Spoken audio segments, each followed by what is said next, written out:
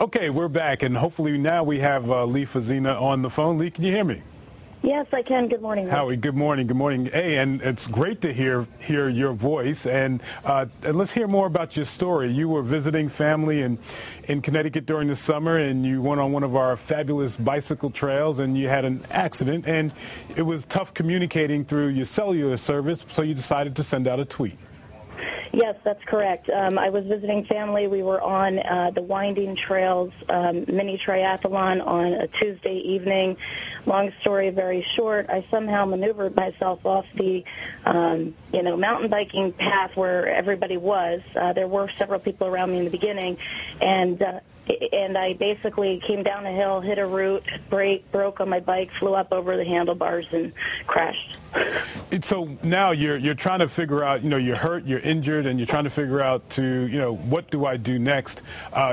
We should note that you are a public relations professional, and you're familiar with social media. When did that, click into your mind that, hey, I looked at your profile, you have several hundred followers. You said, hey, you know what? Maybe I might get help this way.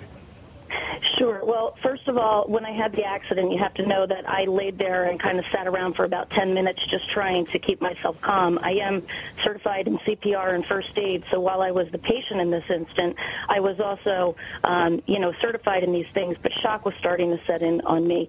So at first I tried to, call out on my phone. I didn't feel like it was an emergency situation to call 911, but after 10 minutes of just sitting there waiting for people, I did, in fact, try to make a telephone call to a family member who lived there in Connecticut to call the park ranger and tell them where I was to pick me up or to find me. And when I could not get through on the phone, yes, you're correct. I did know that these technologies, social media technologies, and texts and instant messages could get me out immediately and a message would be heard. So the next best thing for me to do was to open my Uber Twitter application on my BlackBerry, which I did, and I got an immediate connection to over 1,000 people just like me, which are healthcare communicators, so physicians, nurses, medical students. That's fantastic. And very quickly, the fact that now this happened to you, but now I can't hear guys at all. There's lots of talking going on. Can you hear me now? This is Rick.